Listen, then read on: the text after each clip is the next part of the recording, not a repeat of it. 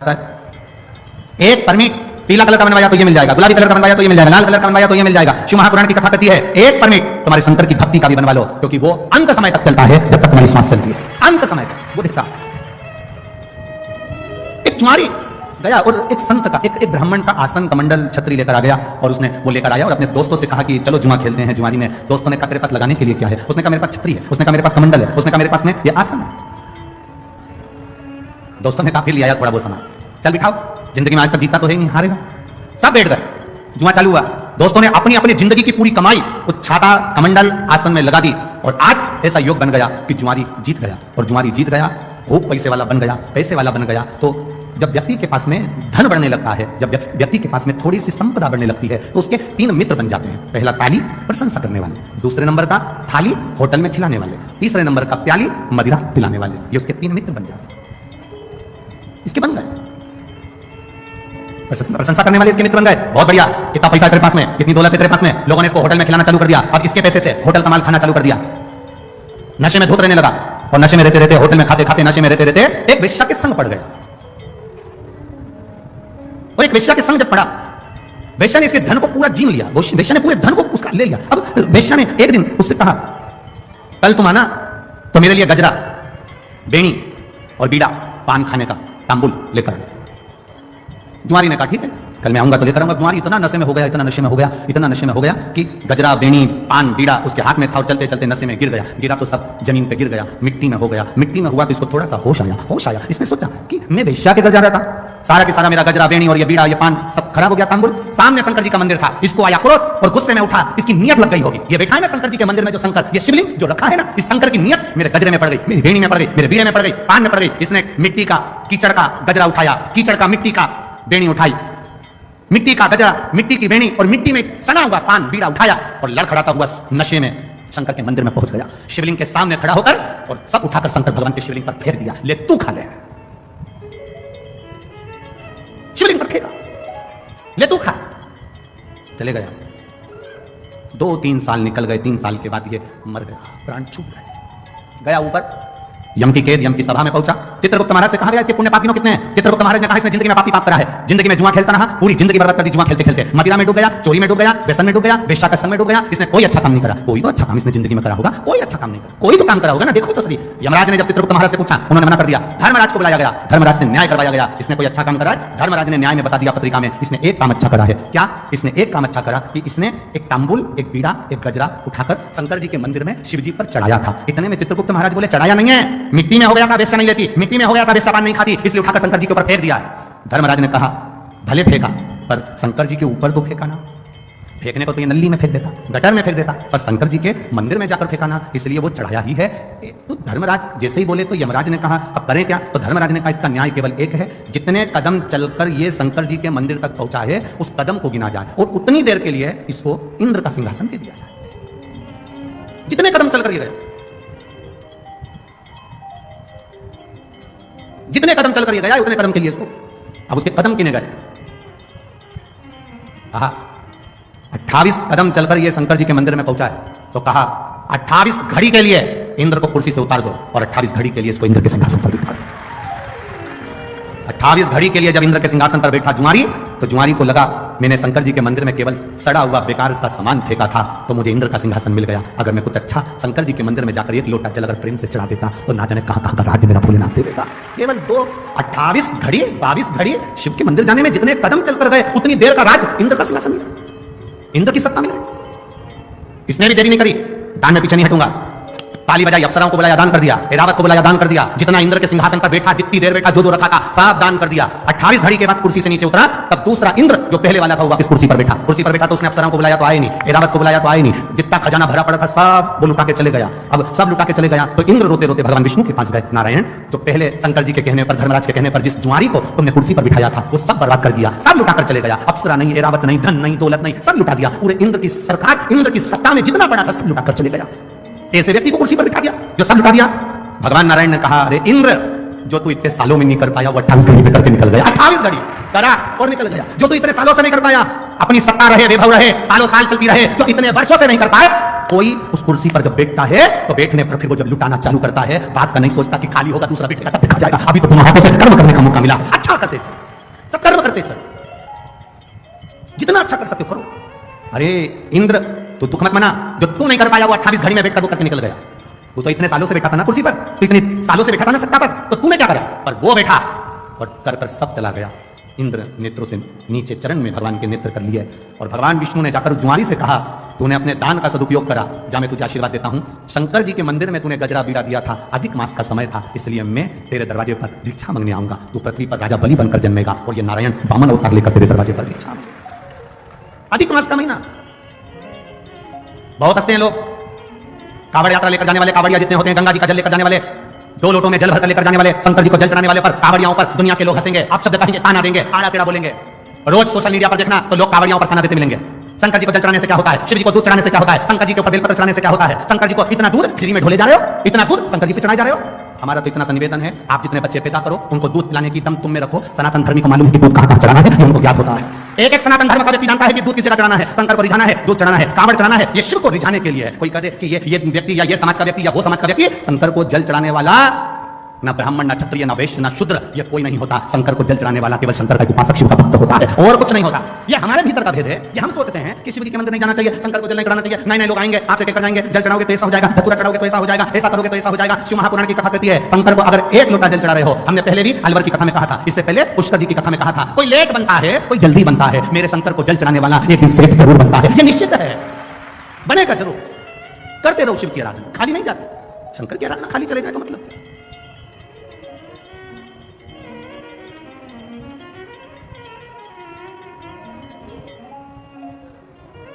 महाराज, अरे जब भी जन्म मिलेगा सेवा करेंगे, करोगे कि नहीं करोगे?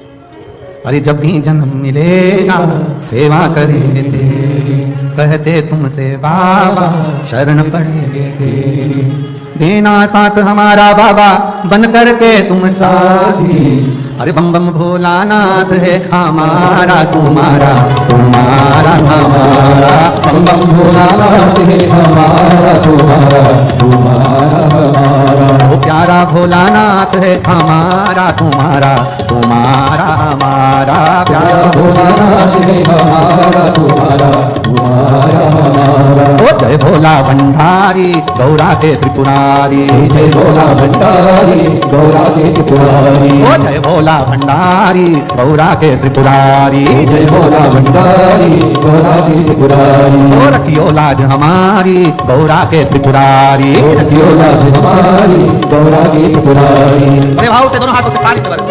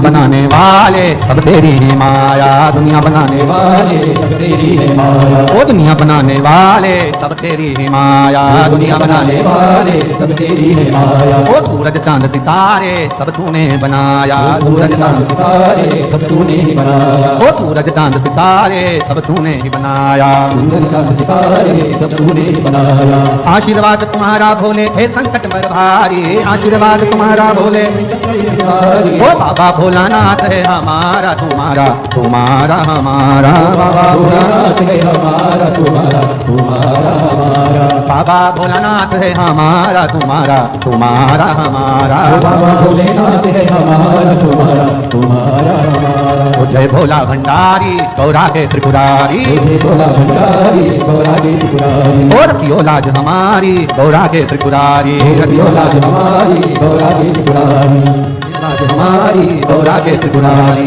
रखियो लाज हमारी गौरा के त्रिपुरारी।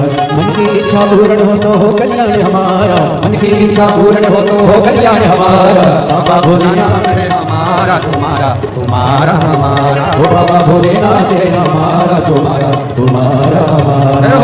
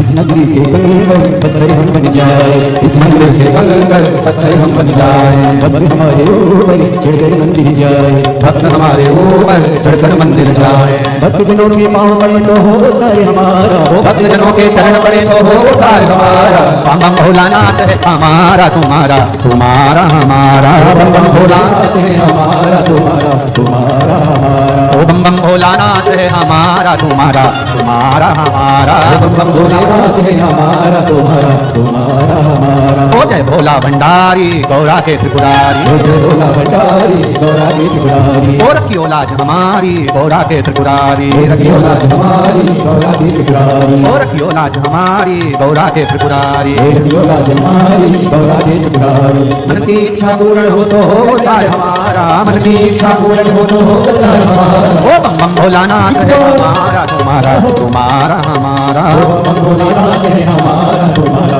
तुम्हारा हमारा, ओ बम बम भोलानाथ है हमारा तुम्हारा, तुम्हारा हमारा, बम भोलानाथ है हमारा तुम्हारा, तुम्हारा हमारा। हर हर महादेव। अपने स्थान पर बैठकर भगवान शिव जी से अपने मन की बात कहेंगे, जहां जगह मिले, जितने लोग खड़े हों, चाहे कार्यकर्ता हों, सेवादार हों, भाव से जगह मिल जाए, वहां बैठकर भगवान देवादिदेव महादेव से अपने हृदय की बात भाव से प्रार्थना। अधिक मास और श्रावण के महीने का ये मिलन, तब शिव महापुराण की कथा भगवान देवादिदेव महादेव की कृपा से आप और हमको मिली है। दिल से भगवान शिव से भाव से प्रार्थना करें। जिसको मूल मंत्र का स्मरण हो तो अपने मुख से भगवान शंकर के मंत्र को बोलकर अपने हृदय की बात भगवान शिव से अवश्य करें। श्री शिवाय नमस्तुभ्यं, श्री शिवाय नमस्तुभ्यं, श्री शिवाय नमस्तुभ्यं, श्री शिवाय नमस्तुभ्यं, श्री शिवाय नमस्तुभ्यं। भोला सब दुख का मारा, ओ भोला सब दुख का मारा, शिव शंकर जपू तेरी माला, भोले बाबा जपू तेरी माला, भोला सब दुख का मारा, ओ भोला सब दुख का मारा। वेश है मंगल मंगलकारी, वेश है मंगल मंगलकारी, शमशान वासी हमारा, शमशान वासी हमारा, ओ भोला सब दुख का मारा, ओ भोला सब दुख का मारा। शिव कथा कहती है, भगवान शंकर का संवाद कह रहा, बेस कम करो, इको थोड़ा सा कम करो। शिव कथा कह रही है, भगवान शंकर का संवाद कह रहा। भूलवश भी परिसर बड़ा, भूलवश भी अगर हम शंकर के मंदिर में चढ़ी हुई बेलपत्र को भी उठाकर अगर समर्पित कर रहे हैं तो उसका भी फल हमको प्राप्त होगा। भूलवश एक पत्र आया है, उस पत्र में किसी ने लिखा है,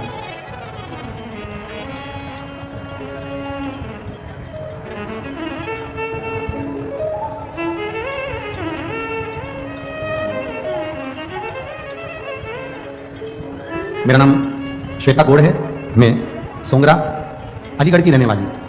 कहीं बैठी हैं आप ही हैं? हाँ, ऐसे हाथ हिला दो एक बार, खड़े रहिए, एक बार हाथ हिला दो खड़े होकर, बच्चे आए साथ में। मेरा नाम श्वेता गौड़ है, मैं सोंगरा अलीगढ़ की रहने वाली हूँ। मैं शिव महिमा का क्या वर्णन करूँ, मेरी शादी को 10 साल हो गए थे, संतान का सुख नहीं था।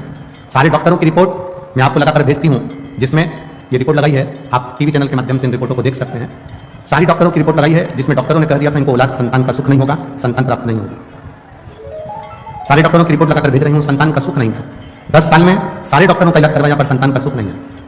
तब किसी के कहने पर मैंने आपकी शिवपुराण की कथा सुनना चालू करी और पूरे टीवी के सामने आसन बिछाकर 3 घंटे तक आपकी पूरी कथा सुनी और बाबा से टीवी के सामने ही भगवान से निवेदन किया, बाबा मेरी गोदी जरूर भरना, डॉक्टर के हिसाब से मुझे संतान नहीं हो सकती, आप कृपा करना।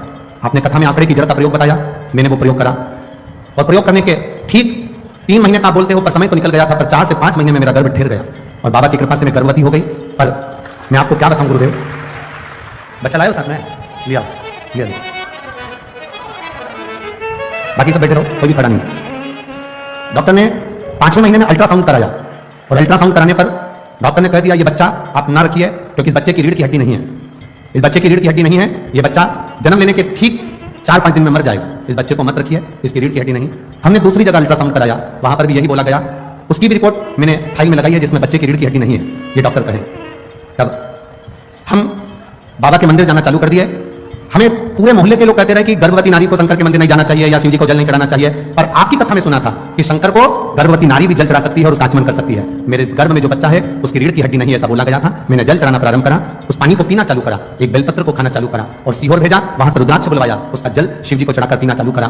तब बाबा की कृपा से वापिस मेरे गर्भ में जो बच्चा था, जन्म लेने के बाद उस बच्चे का फिर जांच हुई तो बाबा की कृपा से मेरा बच्चा स्वस्थ है, उसकी रीढ़ की भी हड्डी है और बाबा ने कृपा करी है। मैं उसको लेकर सोंगरा अलीगढ़ से मैं इस बच्चे को लेकर आई हूं, केवल आपके भरोसे। आज मेरे बच्चे को आप आशीर्वाद दीजिएगा, जो 11 मई 2023 को हुआ है। 10 साल के बाद मेरे बाबा ने मुझे खुशी ना दी है।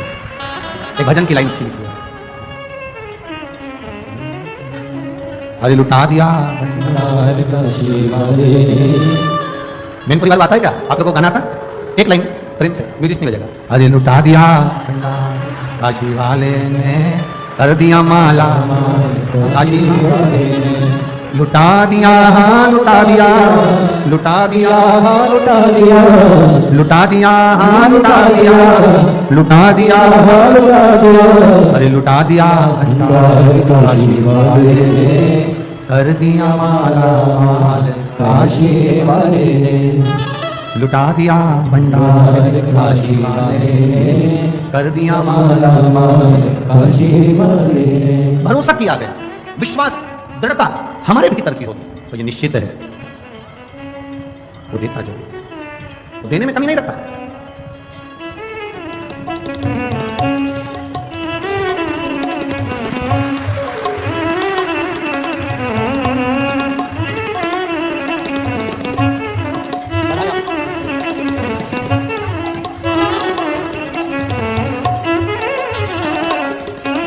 ये जो इस बच्चे का बहन जी का भतीजा, इस भतीजे का भी ट्यूमर हो गया था, पर बाबा की कृपा से आज ये बच्चा, कृपा से, शिव कृपा से, बाबा की कृपा से, ट्यूमर होने के बाद भी बाबा ने इसको बचा कर रखा है। यही शिव तत्व की प्राप्ति बात। खाली न जाता कोई दर से तुम्हारे। एक पत्र हो रहा है, एक बच्चा जिसके दोनों कान के पर्दे फटे हुए थे और वो बच्चा कहाँ बैठा, पत्र ढूंढना पड़ेगा। वो बच्चा कहाँ है जिसके कान के पर्दे फटे हुए हैं दोनों, और डॉक्टर ने कहा था कि ऑपरेशन होगा और वो ऑपरेशन भी 18 साल की आयु में होगा, अभी नहीं होगा। कहीं बैठा है क्या? कहीं बैठा हो तो हाथ हिला देना बाबू, कहीं बैठा है? डॉक्टर उसका पत्र ढूंढना पड़ेगा हमको। देखो 18 साल की आयु में डॉक्टर ने कहा था इसके कान के ऑपरेशन होगा, इसके पर्दे फट गए, सुनाई नहीं देता था और कान के पर्दे पूरे फटे हुए थे। इस बच्चे ने शिव जी के मंदिर में 1 लोटा जल चढ़ाना चालू करा। इस बच्चे का नाम है प्रणव मिश्रा, उम्र 13 वर्ष, 81, मंडल बिहार, बरेली, उत्तर प्रदेश से आया है, जिसका मोबाइल नंबर है। कहीं बच्चा बैठा है क्या? अच्छा आप ही हो, दौड़िए जल्दी जल्दी, भग गया।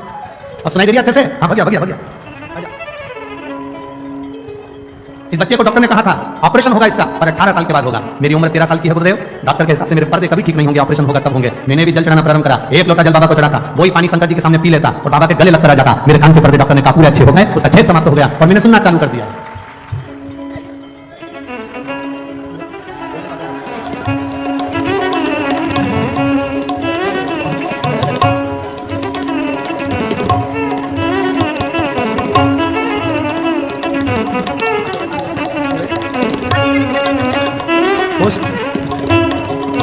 खाली न जाता कोई दर से तुम्हारे, मैं भी खड़ा हूँ नदी मारे पसारे, अपने गले से लगा लो गिरा जा रहा हो, उठा लो प्रभु अपने दर से अब तो लगा लो, गिरी जा रही हो, उठा लो।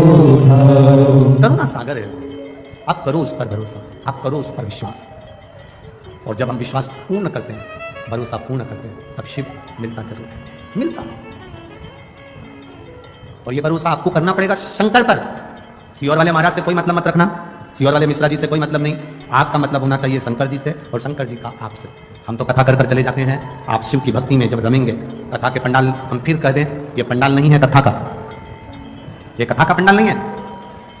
हम तो ये कहेंगे कि ये जैसे जैसे एक फ्रिज होता है और फ्रिज में दूध रख दो सड़ता नहीं है, पर डीले कम करो, दूध रख दो सड़ता नहीं है, फल रख दो बेकार नहीं होता, सब्जी रख दो बेकार नहीं होती। उसी तरह ये कथा का पंडाल नहीं, एक फ्रिज है जो इसके अंदर जाकर बैठ जाता है, वो संसार में कभी सड़ता नहीं है, परेशान नहीं हो सकता है। आप जल चढ़ाने जाते होगे, पशुपति व्रत भी आप करते होगे, आवाज ठीक नहीं लग रही है, पशुपति व्रत भी आप करते होगे, जल चढ़ाने भी जाते होगे, हो सकता है थोड़ा समय लग जाए, हो सकता है थोड़ी देरी हो जाए, हो सकता है समय लग जाए, पर महाराज फाइल अगर मोटी होती है तो थोड़ा सा उसको दबाने में समय लग सकता है। फाइल अगर मोटी है तो उसको दबाने में समय लग सकता है, पर बाबा दुख काटता जो काटे। शिव कथा करें, उस जुआरी ने मिट्टी में, रेत में सने हुए फूल को, मिट्टी में सने हुए पुष्प को, मिट्टी में सने हुए उस गजरे को, मिट्टी में सने हुए उस बीड़े को, तंबुल को, पान को भगवान के ऊपर फेंक दिया था, भगवान को दे दिया था। और वो लेखनी में लिखा गया कि इसने भले अगर नशे में था तो फेंक देता, तो गटर में फेंकता, दूसरी जगह ले जाकर फेंकता, पर उसने फेंका तो देवादिदेव महादेव के चरणों में फेंका, शिव जी के पास, भगवान शंकर के पावन चरणों में फेंका। करो आराधना। देवराज नामक का ब्राह्मण जो कभी शिवालय नहीं गया, कभी शंकर के दरवाजे नहीं गया, कभी शंकर के द्वार नहीं गया, कभी शिव तत्व को उसने जाना नहीं, कभी शंकर जी के द्वार नहीं गया, शंकर जी की चौखट पर नहीं गया। पहली बार चोरी का सामान ले जाते चोरी के सामान को लेकर शिवालय में पहुंच गया क्योंकि शरीर में कष्ट था। शिव ने साथ लिया, भगवान देवादिदेव महादेव ने साथ लिया। एक कोई वक्ता बैठ कर कथा का रसतत्व ग्रहण करा रहे थे, ये भी वहीं बैठा हुआ था। अब कथा बाचने वाले जो मंदिर के अंदर कथा कर रहे थे, बैठकर बाच रहे थे, वो चिल्ला रहे थे हर हर महादेव। ऊपर मिठास लाओ, आवाज सेट करो तो। वो हर हर महादेव चिल्ला रहे हैं, वो हर हर महादेव बोल रहे हैं, पर देवराज को अच्छा नहीं लग रहा, देवराज को ठीक नहीं लग रहा। मंदिर से बाहर निकल गए और मंदिर से बाहर निकलकर उसको मालूम नहीं है कि मैं कहां बैठा हूं। बेलपत्री के वृक्ष के नीचे ये जाकर बैठ गया क्योंकि शरीर में कष्ट था, तो शरीर कष्टप्रद हो रहा था। बैठ गए, प्राण छूट गए। तो एक भजन पहले आप लोग गाया करती थी माताएं, इतना तो करना स्वामी जब प्राण तन से निकले, गोविंद नाम लेकर प्राण तन से निकले। ये आप गुनगुनाया करते थे, आप बोला करते थे। देवराज के साथ में वही हुआ। शिव जी के मंदिर में बैठा, शरीर में ताप था। शिव महापुराण की कथा को 2 क्षण, थोड़ी सी देर की कथा उसके कानों में गई थी। बाहर निकला, बेलपत्री के वृक्ष की छांव में बैठा था और उसके प्राण छूट गए। शिव महापुराण कहती है, भगवान शंकर का संवाद कहता है, शिव महापुराण की कथा कहती है, भगवान शंकर की पावन चरित्र कर रहा है, कथा कर रही है। भूलवश भी, अनायास, चलते चलते भी अगर हम शंकर जी के मंदिर के सामने से निकल गए, चलते चलते भी बेलपत्री के वृक्ष की छांव के नीचे से निकल कर भी अगर हम चले गए, शिव महापुराण की कथा कहती है, जिस कामना से हम गए हैं बाबा हमारी वो कामना पूर्ण कर ही देता है। एक सहज भाषा में, सरलता में, एक बेलपत्री का जो वृक्ष होता है, बेलपत्री का जो वृक्ष है जिसके नीचे 33 कोटि देवी देवता विराजमान होते हैं, 33 कोटि देवी देवता बैठते हैं, उस बेलपत्री के वृक्ष के नीचे से अगर हम निकल गए, भूलवश भी निकल गए, तो भी हमारे कार्य की सिद्धता हो जाती है।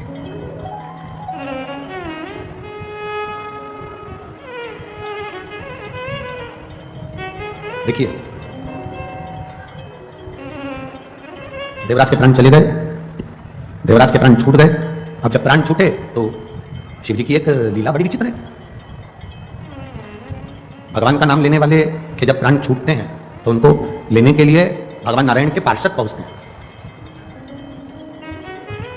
भगवान नारायण के पार्षद पहुंचते हैं, पर शंकर के मंदिर में 1 लोटा जल चढ़ाने वाला, शिव जी का गुणगान करने वाला, त्रिपुंड लगाने वाला, गले में रुद्राक्ष धारण करने वाला, शिव कथा में अपने जीवन को रमाने वाला, शंकर के मंदिर के आसपास में भी अगर हमारा निवास है और हम वहां से रोज निकल कर जाते हैं, तो शिव तत्व को जानने वाला, त्रिपुंड लगाने वाला, रुद्राक्ष धारण करने वाला, शंकर के नाम का उच्चारण करने वाला, शंकर का गुणगान करने वाला, जब प्राणों को छोड़ता है तो उसको लेने के लिए भगवान के पार्षद नहीं आते, उसको लेने के लिए यम के दूत नहीं आते, उसको लेने के लिए स्वयं देवादिदेव महादेव नंदी लेकर, स्वयं नंदी लेकर।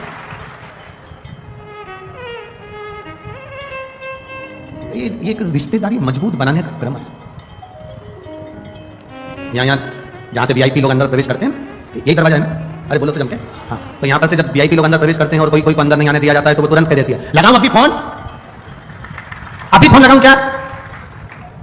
अब वीआईपी लोग अब वो बोलते कि तुम्हारा कार्ड दिखाओ ना, दिया होगा ना बैठने के लिए, वो कहाँ है? मैं घर बोली आई, दिखाऊं? बोल रही हूं ना मैं, मेरे को अंदर जाना है। बोला कि नहीं बोला मैंने? लगाऊं फोन अभी यार?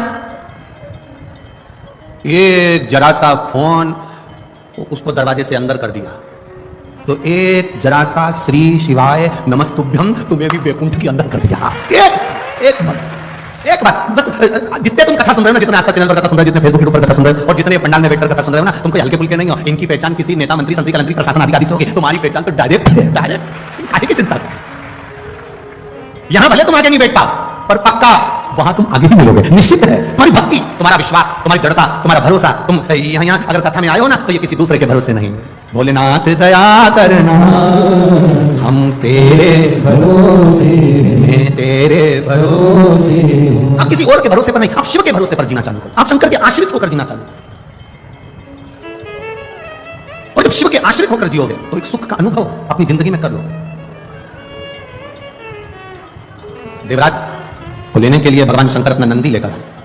नंदी पर से मेरे भोलेनाथ जी नीचे उतर गए, नंदी पर देवराज को बिठाने लगे। नंदी पर जब देवराज को बिठाने लगे तो नंदी पर बैठते समय देवराज जी जब चले शंकर भगवान लेकर, नंदी को पकड़कर शंकर भगवान देवराज को नंदी पर बिठाकर जब चले तो देवराज ने प्रश्न किया, मैंने पुण्य कौन सा करा था? मैं तो ब्राह्मण के घर में जन्मा था पर चोर था। मैं ब्राह्मण के घर में जन्म लिया पर मैंने कभी अच्छा काम नहीं किया। मैंने चोरी करी, वैश्यावृत्ति करी, जुआ खेला, मदिरापान करा, मांसाहार करा, भक्षण करा, गलत गलत काम करे। फिर मैंने पुण्य कौन सा कर दिया जो मैं शंकर भगवान आपके नंदी पर बैठकर कैलाश धाम जा रहा हूं? मैंने पुण्य कौन सा करा? शंकर भगवान को नहीं बोले, नंदी कह दिया। भृंगी, श्रृंगी, नंदी तीनों ने कहा तूने पुण्य नहीं करा, तेरी बूढ़ी माँ रोज शंकर जी के मंदिर में 1 लोटा जल चढ़ाने जाती थी, शिवालय में 1 लोटा जल चढ़ाने जाती थी। जो नारी शिव के मंदिर में 1 लोटा जल चढ़ाती है वो 7 पीढ़ी अपनी नहीं 71 पीढ़ी मायके की और 71 पीढ़ी ससुराल की पार देती है। 7 पीढ़ी तक का भाव नहीं कहा गया, यहाँ 71 पीढ़ी का भाव कहा गया। एक पीढ़ी नहीं, ना जाने कितनी पीढ़ियां। यदि हम जा रहे हैं मार्ग से जाते जाते अगर हमारा चित्त हमारा भाव शुद्ध है वो मिलता है। आप लोग इतनी दूर दूर से कोई ना जाने कहां से कोई ना जाने कहां से आया होगा, गाड़ी से आए होगे, तो ईमानदारी से बोलो तुम हर कोई से ड्राइवर लेकर आ गए क्या? जिस ड्राइवर पर तुम्हारा भरोसा होता है, जो ड्राइवर समय पर पहुंचा दे, जिस ड्राइवर ने रास्ता दिखाओ, जिस ड्राइवर को अच्छे से गाड़ी आती हो, पंचर हो जाए तो सुधार दे, गाड़ी गड़बड़ हो तो संभाल ले, ऐसे ड्राइवर को साथ लेकर चलती हो। बोलो सही है कि गलत है? हर किसी के साथ चले जाओगे क्या? तुम्हें जाना है बद्रीनाथ, केदारनाथ, यमुनोत्री, गंगोत्री, कहीं जाना है काशी, कहीं जाना है कहीं, और तुमने कहा दिया ड्राइवर भेज दो। अब ड्राइवर भी तो ऐसा होना चाहिए जो गाड़ी चला ले, ड्राइवर भी तो ऐसा हो जो पंचर सुधार ले, ड्राइवर भी तो ऐसा हो जो तुम्हारा कार्य कर ले, ड्राइवर भी तो ऐसा हो जो तुम्हें रास्ता दिखाकर आराम से मंजिल तक पहुंचा दे। तो गाड़ी पर बैठने से पहले ड्राइवर कौन है ये देखा जाता है कि हमें लेकर कौन जा रहा है। उसी तरह संसार सागर में चलते चलते चलते चलते हमें यह देखा जाता है कि हम आखिरी में अपनी मंजिल तक, ड्राइवर अगर सही होगा तो मंजिल तक पहुंचने में देरी नहीं लगेगी, हम वहां तक पहुंच जाएंगे।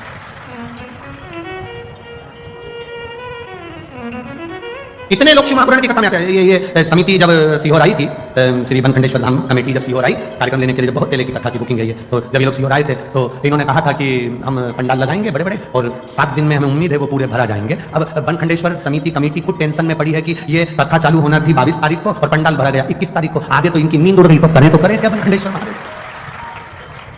और पूरे ग्राउंड में जितने अंदर हैं उतने बाहर टकटका कर खड़े हैं, नेत्र लगा लगा, जितने अंदर बैठे हैं तीनों पंडाल में उतने। और ये पंडाल तो जाने तो वो एक सामने भोजन का पंडाल बनाया था, भोजन का पंडाल, उसमें भी भरे पड़े। और जाने दो ये तंबू पे टंगे पड़े इधर आधे से। अब बनखंडेश्वर धाम कमेटी को निवेदन है कल पंडाल की व्यवस्था बनाएं जिससे भक्तों को बैठने में तकलीफ ना हो, जिससे ज्यादा से ज्यादा लोग आराम से बैठ सकें। भक्ति केवल बढ़े। अब वो आपके यहाँ के पूर्व विधायक चौहान जी का बेटा हमको वहां देकर गए था गोवर्धन, तो वो हमसे कह रहा था अभी तक की सबसे ज्यादा पंडाल लगाया गया जितनी कथा मैनपुर में उससे दुगना तिगना पंडाल लगाया गुरुजी, 7 दिन में देखना तिगना पंडाल चुगना पंडाल लगाया अभी तक की कथा का। अब चौहान जी से कहेंगे अभी कल की फिर तैयारी करो, अभी कल की फिर। अरे ये शंकर के भगत हैं। कई बार कथाओं में प्रशासन हमसे पूछता है कितने आएंगे, हमने कहा ये तो भगवान की बारात का मालूम नहीं है, शंकर जी का डमरू खड़काते हैं, ये कहीं से भी निकल कर आ जाते हैं। अब इनका करे तो क्या? ये स्वयं अगर ये बनखंडी महादेव मंदिर समिति वालों से पूछा जाए कि कितने लोग आएंगे कथा में, कितनी व्यवस्था करना है, कितनी लेट बात लगाना है, कितनी पानी की व्यवस्था करना है, प्रशासन की व्यवस्था कराएगी, ये लाइट की व्यवस्था कैसे होगी, मेडिकल की व्यवस्था कैसे, अब ये पूछेंगे कि कितनों की व्यवस्था करें। अब बारात में लड़के वाले से कहते थे कि 150 लेके आना, 100 लेके आना, अपन 10-20 ज्यादा मानकर चलो, पर यहाँ तो अंदाजा ही नहीं रहता ना कि कितने लेके आना। यहाँ तो केवल शिव पुराण की कथा चालू हुई और ये ना जाने कहां से दर्रे में से निकल के कहां से। और कहीं की तो इतनी समझदार आती है, अपने पूरे बैग में सारा सामान भी लेके आती है, और इतना सामान लाती है कि खाने का तो लाए समझो, कथा चालू होने से पहले डेंटिंग पेंटिंग का भी बोला, अब पूरा सामान समझ लिया बैग के अंदर। और एक हमने तो आज ही कथा में देखा, हमारे को क्या था, वो कथा में देख रहे हैं चलते चलते, एक इतना बड़ा गोल गोल कुछ था कपड़े जैसा, उसका इतना बड़ा डब्बा भी था, उसमें से ऐसे निकालिए ये सब करी हो। तो हमने सोचा हो सकता है मैनपुरी में ऐसा होता हो, कथा में ये सब। अरे बोल बम का नारा है, आवाज नहीं आई इधर, दमदारी से बोलो बोल बम का नारा है। ये शिव तत्व है महाराज, ये भक्ति है। यहाँ जितनी आए ना ये सब फ्री हो गया, घर पे भी क्या आए, तुम चिंता मत करना। कथा होते सी भोजन की पूरी व्यवस्था है, आराम से खा पी के आऊंगी, तुम तुम्हारी देख लेना, अपने से टेंशन मत लेना। 7 दिन मेरे से तो बोलना ही मत कि मैं दाल बाटी बनाऊं, कि लिट्टी चोखा बनाऊं, कि ये बनाऊं, कि ठेहुआ बनाऊं, कि सामान बनाऊं। 7 दिन में कुछ नहीं बनाऊंगी। सुबह से नहाया, मंदिर गई, तैयारी करी और 9-10 बजे तक अड़ोसन के लिए 2-4 रोटी बना के घी लगा के अचार लेके डब्बा में भर के ले जाऊंगी। जहां बैठूंगी चुपचाप से रोटी का पुंगा बना के दे दूंगी, तैयारी पूरी कथा की बस सुने कथा। और सुनो रे मैनपुर वाले, ए मैनपुरी वालों, दिन में अगर दर्शन करने नहीं आ सको तो इन भक्तों का रात को दर्शन करने आना, भजन में डूबे हुए मिलेगा, भजन में ये अपनी मस्ती में डूबे। ये इनको ये जितने शंकर के भक्त हैं इनका लोग मुंह झूठा कराते हैं, इनको बिस्कुट खिला दिया, पानी पिला दिया, कोई पूरी बांट रहा, कोई सब्जी बांट रहा, कोई चना बांट रहा, कोई पोहा बांट रहा। इनका मुंह झूठा कराने वाले का 3 महीने में बाबा क्या क्या दे देता है ये अंदाजा अलवर वाले से पूछना और पुष्कर वालों से पूछना, क्या दिया मेरे बोले ना, क्या दे, ये वही जान सकते। ये शिव के उपासक है, अभी भक्ति इनके। देवराज ने कहा ये बताओ कि मुझे कैलाश धाम क्यों ले जा रहे हो? एक कारण है तुम्हें कैलाश धाम ले जाने का, क्योंकि तुम्हारी माताजी जल चढ़ाती है। घर का एक व्यक्ति अगर जल चढ़ा रहा है तो हमारी कई पीढ़ियों को तार रहा है। एक व्यक्ति ने प्रश्न किया ऐसा होता है कि पानी ये चढ़ाए और 71 पीढ़ी तर जाए? हमने कहा आज भी होता है। घर में बेटा जन्म लेता है तो 4-5 पीढ़ी में सावड़ लग जाती है, बोलो सही है कि गलत है? अगर कोई घर में मरता है तो उसकी 5-7 पीढ़ी में सूतक लग जाती है, बोलो सही है कि गलत है? सूतक लग गई, वो मर गया, बच्चा हो गया, सावड़ लग गई। 4-5 पीढ़ी में जब मरने की सावड़ लगती है, जब मरने की सूतक लगती है, जन्म की सावड़ लगती है, तो फिर चढ़ाए हुए लोटे का पुण्य भी तो खाते में लगता होगा। 7 पीढ़ी 71 पीढ़ी के खाते में वो पुण्य भी तो जाता होगा। वो पुण्य कहां जाता? ये पुण्य हमारे खाते का, ये हमारी भक्ति। आप तो करो शिव की आराधना, आप करो देवादिदेव महादेव की आराधना, फल मिलेगा। इस कथा का नाम है तप। शिव महापुराण की कथा। तप का बल बढ़ता है तो शिव तत्व प्राप्त होता है। तेरे मंदिर में आना मेरा काम है, मेरी बिगड़ी बनाना तेरा काम है। तुम उसके दरवाजे तक जाते रहोगे, जाते रहोगे, जाते रहोगे, वो हाथ पकड़ लेगा, वो हाथ पकड़ेगा। उसकी अविरल भक्ति हमें सुख प्रदान कर देगी। शिव महापुराण की कथा कर रही है। एक बिंदु के नाम का ब्राह्मण था जिसकी पत्नी का नाम चंचुला देवी था। चंचुला पतिव्रता धर्म का पालन करने वाली थी, पर पति को कभी अधर्म करने से रोकती नहीं।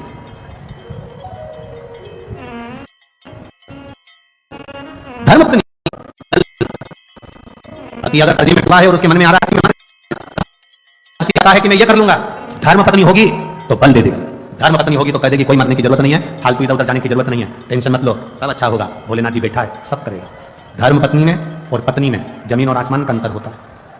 धर्म पत्नी और पत्नी जमीन और आसमान का अंतर है। धर्म पत्नी पति को धर्म के पथ पर ले जाती है।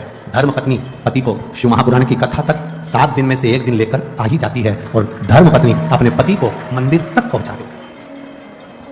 धर्म पत्नी अपने पति को मंदिर तक पहुंचा देती है। कमाकर कौन ला रहा है? पति। दुकान पर कौन बैठ रहा है? पति। नौकरी कौन कर रहा है? पति। व्यापार कौन कर रहा है? पति। जॉब कौन कर रहा है? पति। पत्नी घर के अंदर है, पति नौकरी करेगा, जॉब करेगा, काम करेगा, व्यापार करेगा, व्यवसाय करेगा। अगर उसको घर चलाना है, अगर उसको परिवार चलाना है, उसको अपना परिवार चलाना है, पत्नी बच्चों को, माता पिता को, आधिकारिक परिवार को उसको आगे बढ़ाना है, तो ऐसा कोई पति नहीं होगा जो झूठ नहीं बोलेगा, जो बेईमानी नहीं करेगा, जो प्रपंच नहीं करेगा, जो झूठ प्रपंच ना करता। ऐसा कोई पति नहीं हो सकता। दुकान पर बैठेगा तो 1 रुपए की चीज 3 रुपए में, 2 रुपए में बढ़ाकर 4 रुपए में बढ़ा कर देगा। नौकरी करेगा तो भी 1-2 रुपया कहीं ना कहीं से कमाने का सोचेगा ही। ऐसा कोई नहीं संसार में। पति को अपना घर चलाना है, अपना परिवार चलाना है, अपनी पत्नी अपने बच्चों को अच्छा रखना है, तो उसको कहीं ना कहीं से झूठ बोलना ही पड़ेगा। हम अगर आपसे कह दें कि आप अपने पति से कहो कि झूठ नहीं बोलो, तो तुम्हारा पति हमारी कहना नहीं मानेगा। हम आपसे इतना कहते हैं कि वो उसका काम है व्यापार करना, उसका काम है सर्विस करना, उसका काम है नौकरी करना, उसका काम है घर को संभालना, उसका काम है घर में कोई भूखा ना सोए, उसकी व्यवस्था पति को करना पड़ती है। तो धर्म पत्नी का फर्ज है कि पति के हाथ में 1 लोटा जल भर कर दे और कहे शंकर जी के मंदिर तक जाओ। क्यों? क्योंकि ये जो तुम झूठ बोलते हो, तुम कमा कर लाते हो, तुम्हारी कमाई का भोग, तुम जो कमा कर लाते हो, तुम जैसे कमा कर लाते हो, उस कमाई का भोग तुम्हारी पत्नी भी भोगेगी, तुम्हारे बच्चे भी भोगेंगे, तुम्हारे माता पिता भी भोगेंगे, तुम्हारी बहन भी भोगेगी, तुम्हारा भाई भी भोगेगा, तुम्हारा परिवार भी भोगेगा। तुमने जो कमाया उसका भोग तुम्हारा पूरा परिवार भोगता है। पर किस तरह से कमाया, कितना झूठ बोलता है, कितना प्रपंच करता है, कितना गलत करता है, किस तरह से कमाया, उसका भोग ना पत्नी भोगेगी, ना बच्चे भोगेंगे, ना परिवार भोगेगा, उसका भोग तुम्हें अकेले को भोगना पड़ेगा। इसलिए धर्म पत्नी का फर्ज है 1 लोटा जल देकर शंकर के मंदिर में भेजे, क्योंकि वो अगर थोड़ा झूठ बोल भी लेता है, मेरे महादेव को जल चढ़ाने से उसके पाप समाप्त हो जाए और वो जब जाए तो उसको भी सुख अनुभव हो। यह धर्म पत्नी का लक्ष्य। 7 दिन में 1 दिन अपने पति को कहे कथा चल रही है, चलो, अरे इतनी जनता आ रही है, दुकान व्यापार व्यवसाय सब देखना पड़ेगा, जिंदगी बढ़िया कमाने के लिए, चलो। एक बार हमने यही कथा इंदौर में बात की और इंदौर में हमने कहा कि अपने पति को अगर यहाँ कथा सुनने नहीं आता तो अपने पति को घर पे कथा सुनाओ। जितनी देर तुम यहाँ सुन के जाओ उतनी देर अपने बेरू को सुनाओ, घर जाके बोलो। अब एक नई नवेली बहू की शादी के केवल 8 महीने हुए थे और वो भी कथा में आके बैठ गई थी, उसने कथा सुनी और वो भी घर पर जाकर कथा सुनाने लगी। 4थे दिन की कथा थी और उसका पति कथा में आ गया। उसने लेटर लिखा और कथा में उसका पति आया। उसने कहा मेरा पति आज कथा में आया है, जिंदगी भर नहीं आया, वो उस प्रणाम करना चाहता है, वो कह रहा है मुझे बेलपत्री चाहिए। कथा सुनकर वो प्रसन्न है। हमने कहा भेजो उसको, बुलाया। हमने उससे पूछा पति से, तो 3 दिन कथा में नहीं आया, आज 4थे दिन कथा में कैसे आया? उस पति ने कहा गुरुजी ईमानदारी से बोलो। मैंने कहा बोल। वो बोला रात्रि में 9 बजे से 12 बजे तक सुनने से अच्छा है दिन में 2 बजे से 5 बजे तक सुन लो, क्योंकि ये पूरी रात बैठ के कथा ही सुनाती रहती है। सियोर वाले महाराज जी ने ऐसा बोला था, सियोर वाले महाराज जी ने ऐसी कथा सुनाई थी, आज देवराज की कथा कही थी, बिंदु की कथा कही थी। मैं मोबाइल देखूं तो उठा के धर दे, कथा तो सुन लो। पूरी रात को 9 बजे से 12 बजे तक 3 घंटे की कथा सुनाती है, तो मैंने भी सोच लिया रात को सुनने से अच्छा है दिन में चले जाऊंगा, कथा सुन। आपकी निवेदन है 7 दिन की कथा में अपने पति को जितनी कथा आपको याद रहे, परिवार को, कुटुंब को, मोहल्ले को, रिश्तेदारों को, यहाँ से जाते जाते घर पे बैठकर कथा का स्मरण करिए। आज हमने ये सुना था, अपने जीवन में उतारना है। पति से भी कहो मैंने कथा में ये सुना था, रोटी बनाते बनाते, भोजन बनाते बनाते कथा का मनन चिंतन करो। जब पूरे घर में कथा की चर्चा चलती रहेगी, स्मरण चलता रहेगा, तो शंकर जी को लगेगा ये मेरा परिवार है और मेरा परिवार है, उसका प्रताप मेरा शिव कर ही देगा। वो करेगा जो अकाल मृत्यु वो मरे जो काम करे चंडाल का, काल उसका क्या बिगाड़े जो भक्त हो महाकाल का। जो शिव का उपासक होता है वो भय नहीं खाता, भय से मुक्त है। इसीलिए शिव कथा कहती है, इसलिए शंकर भगवान का पावन चरित्र अपनी भक्ति अपना। हम तो बाबा के भरोसे वाह, मैनपुरी वाले बड़ा समझदार हो, तुम लोग को एक गाना रटा हुआ भजन। हम तो बाबा के भरोसे चलते हैं, हम तो बाबा के भरोसे चलते हैं, हम तो बाबा के भरोसे रहते हैं, हम तो बाबा के भरोसे रहते हैं, भोले बाबा के भरोसे रहते हैं, भोले बाबा के भरोसे रहते हैं, हम तो बाबा के भरोसे रहते हैं, हम तो बाबा के भरोसे रहते हैं, हम तो बाबा के भरोसे चलते हैं, हम तो बाबा के भरोसे चलते हैं। ये दुनिया वाले चलते हैं, ये दुनिया वाले चलते हैं, ये दुनिया वाले जलते हैं, ये दुनिया वाले चलते हैं। हम तो बाबा के भरोसे चलते हैं, हम तो बाबा के भरोसे चलते हैं, भोले बाबा के भरोसे चलते हैं, भोले भोले बाबा के भरोसे चलते हैं। जय हो छोटे छोटे शंभो।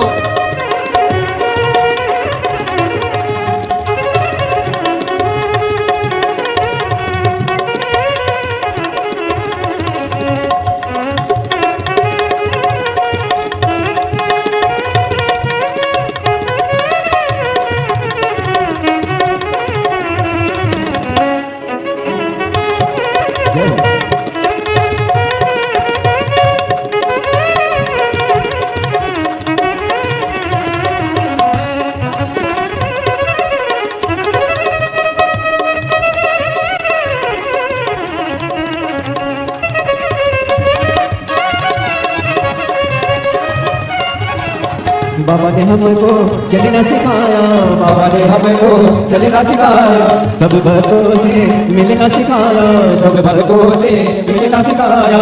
हम तो सीना तान के चलते हैं, हम तो सीना तान के चलते हैं, हम तो बाबा के भरोसे चलते हैं, हम तो बाबा के भरोसे चलते हैं, भोले बाबा के भरोसे चलते हैं, भोले बाबा के भरोसे चलते हैं, शंभू बाबा के भरोसे चलते हैं, शंभू बाबा के भरोसे चलते हैं। हम तो बाबा के भरोसे चलते हैं, हम तो बाबा के भरोसे चलते हैं, भोले बाबा के भरोसे चलते हैं, भोले भोले बाबा के भरोसे चलते हैं।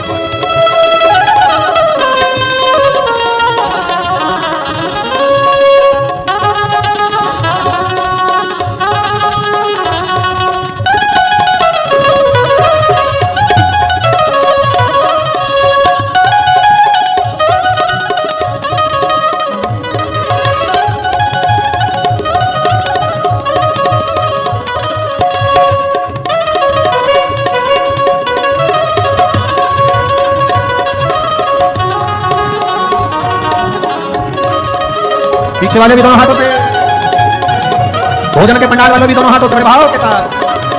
बाबा के भरोसे चलते हैं, हम तो बाबा के भरोसे चलते हैं, ये दुनिया वाले जलते हैं, ये दुनिया वाले चलते हैं, ये दुनिया वाले जलते हैं, ये दुनिया वाले चलते हैं। भोले बाबा के भरोसे चलते हैं, भोले बाबा के भरोसे चलते हैं, शंभू बाबा के भरोसे चलते हैं, शंभू बाबा के भरोसे चलते हैं, भोले बाबा के भरोसे चलते हैं, भोले बाबा के भरोसे चलते हैं। हार हार अपने स्थान पर बैठकर भगवान शिव से बड़े भाव से दिल से प्रार्थना करिए। जहां मौका मिल जाए वहां बैठकर दिल से बोलिए बाबा को, हृदय से प्रार्थना कर भाव। श्री शिवाय नमस्तुभ्यं, श्री शिवाय नमस्तुभ्यं, श्री शिवाय नमस्तुभ्यं, श्री शिवाय नमस्तुभ्यं, श्री शिवाय नमस्तुभ्यं। भोला सब दुख का को हारा, ओ भोला सब। अब कई लोग कहते हैं गुरुजी शंकर जी पे जल चढ़ाकर पीने से बीमारियां चली जा रही है, शंकर जी पे जल चढ़ाकर आचमन करने से गठान गल जा रही है, ऐसा कैसे हो सकता है? उसका कारण केवल इतना है, जब हम शंकर भगवान पे जल चढ़ाते हैं, गंगा यमुना सरस्वती कावेरी नर्मदा सब जल चढ़ाते से पूरी नदियों का जल उस जल में आ जाता है। पार्वती जी का हस्तकमल, जया विषहरा शामली दौतली सबका जल उसमें मिल जाता है, अशोक सुंदरी और गणेश कार्तिकेय का जल उसमें प्राप्त हो जाता है, और जब हम जल का पान करते हैं तो हमारा रोग धीरे धीरे समाप्त हो जाता है। उस जल की पवित्रता का एक पत्र है, देखिए। कुछ महीनों बाद डॉक्टरों ने तो कहा था कि संतान का सुख नहीं हो सकता, पर कुछ ही महीनों बाद गर्भ ठहर गया। तभी मैं थोड़ा डर गई, ना जाने क्या होगा। डॉक्टर के पास गई, डॉक्टर को दिखाया तो उसने कहा गर्भ ठहर गया, पर बच्चे को खतरा है। ये जानकर मैंने शंकर जी के मंदिर में जाकर जल चढ़ाना प्रारंभ करा, महादेव पर भरोसा कर शिव के। अब देखो, कई लोग कहते हैं कि गर्भवती नारी को मंदिर नहीं जाना चाहिए, शिव पुराण कहती है गर्भ अवस्था में अगर बच्चा है तो शंकर के मंदिर में 1 लोटा जल रोज चढ़ाओ, शंकर भगवान तुम्हारे गर्भ की रक्षा करेंगे। मैंने शिव को जल चढ़ाना प्रारंभ करा, बाबा की ऐसी कृपा हुई, 22 दिसंबर 2024 को स्वस्थ पुत्र ने जन्म लिया और मेरे बाबा ने मेरे ऊपर कृपा। जिस रुद्राक्ष को हम सीहोर से लेकर आते हैं, कुबेरेश्वर बाबा के धाम से लेकर आते हैं, तांबे के कलश में उसको गलाते हैं और पानी को शंकर जी पे चढ़ाकर उसका आचमन करते हैं। जिसके शरीर पर रोग होता है, तकलीफ होती है, कमर में, घुटने में या शरीर में कहीं ना कहीं दर्द होता है, तो वो गले में धारण करते हैं। स्त्री हो, पुरुष हो, बेटी हो, बेटा हो, सब रुद्राक्ष को धारण कर सकते हैं, सब। एक तुलसी और एक रुद्राक्ष कभी अपवित्र नहीं होते, कभी अपवित्र नहीं होते। कई लोग कह देते हैं रुद्राक्ष को शमशान में चले गया, अपवित्र हो गया। कई लोगों ने कह दिया रुद्राक्ष वहां चले गया, अपवित्र हो गया। तुलसी की माला अपवित्र हो गई, तुलसी अपवित्र हो गई। तुलसी और रुद्राक्ष कभी अपवित्र नहीं होते। तुलसी और रुद्राक्ष तो जो अपवित्र है उसको भी छू ले तो पवित्र कर देते हैं, उसको भी पवित्र कर देते हैं।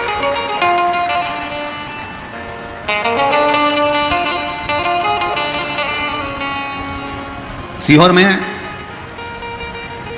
जिस रुद्राक्ष को आप लोग लेकर आते हो, वहां से झोली पसार कर, मांग कर, कंकर शंकर की भूमि पर पहुंचकर रात्रि विश्राम कर कर सुबह बाबा से जल चढ़ाकर प्रार्थना कर कर रोग मुक्ति के लिए लोग, शरीर कष्ट से निवारण के लिए लोग रुद्राक्ष लेकर आते हैं।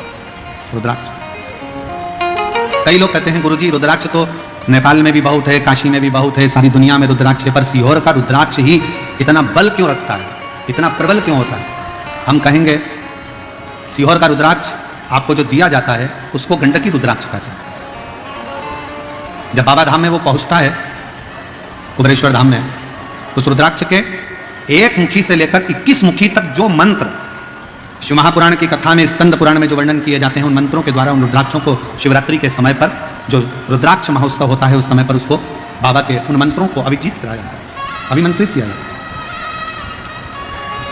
और फिर उन रुद्राक्ष को कहीं अभिमंत्रित करने की जरूरत नहीं पड़ती, सीधे आपने कुबेरेश्वर धाम से लेकर निकले और वहीं से आप उसका प्रयोग करना प्रारंभ कर सकते हो, वहीं से उसको धारण कर सकते हो। करना चाहिए। 2 बार भगवान ने नेत्र बंद करे, 1 बार बंद करे भगवान ने नेत्र तो रुद्राक्ष उत्पन्न हुआ, दूसरी बार भगवान ने नेत्र बंद करे तो अंधकासुर उत्पन्न हुआ।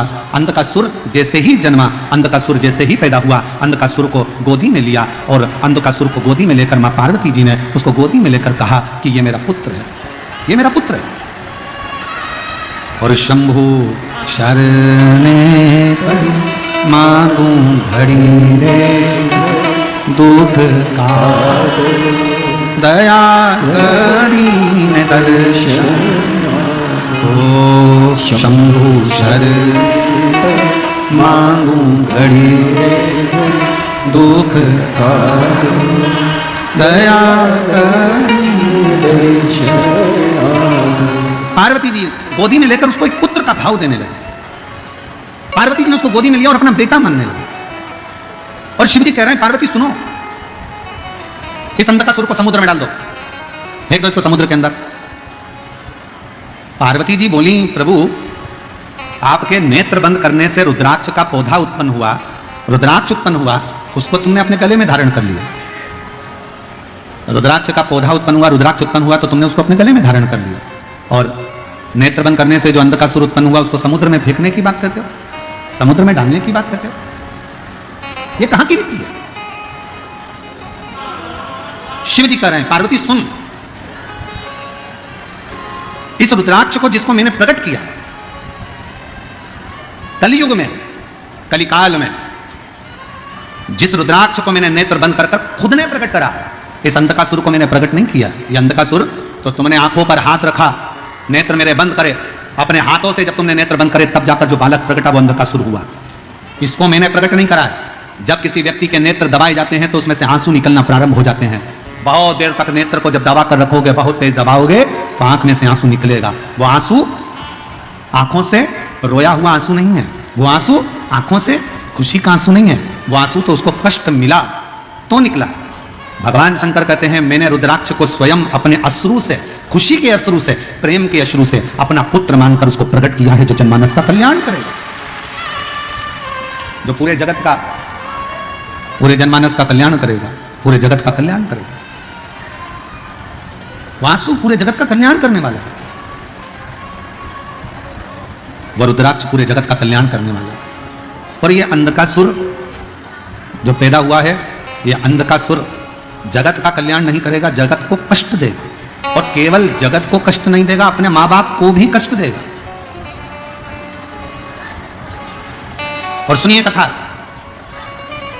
बिहार की जितनी मेरी जीजियां बैठी हैं, जितने मेरे जीजा बैठे हैं, जितनी मेरी बेटियां बैठी हैं, जितने मेरे भाई बैठे हैं, जितने मेरे पिता, जितनी मेरी माताएं बैठी है, भगवान शंकर से अगर औलाद मांगना, भगवान शंकर से अगर बच्चा मांगना, भगवान शंकर से अगर पुत्र मांगना, तो शंकर जी को पहला शब्द कहना, बाबा हमको औलाद ऐसी देना जो हमारे बुढ़ापे में हमारी सेवा कर ले, ऐसी मत देना कि हमें वृद्धाश्रम में ले जाकर छोड़। ऐसी औलाद नहीं चाहिए।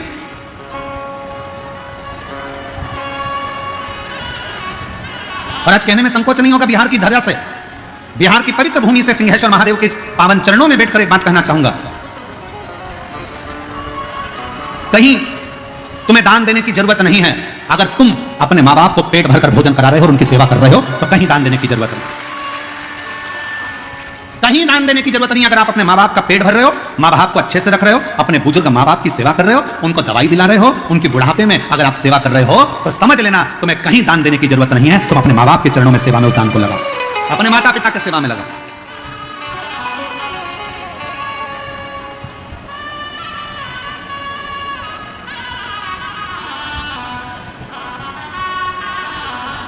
पहले भारत की भूमि पर गौशालाएं थी क्या? जम के बोलो। पहले भारत की भूमि पर गौशाला नहीं होती थी। घर घर में गाय होती थी, घर घर में गौ माता की सेवा होती थी, घर घर में गौ माता का पूजन होता था, घर घर में गौ माता की सेवा होती थी। गौशाला की जरूरत नहीं पड़ती थी। गौशाला बनी, ये भारत की भूमि पर श्रेष्ठता नहीं है, वो तो दुनिया के लोगों ने इस गौ माता को ठुकरा दिया। तो फिर गौ माता के लिए संतों ने, साधुओं ने, गुरुजनों ने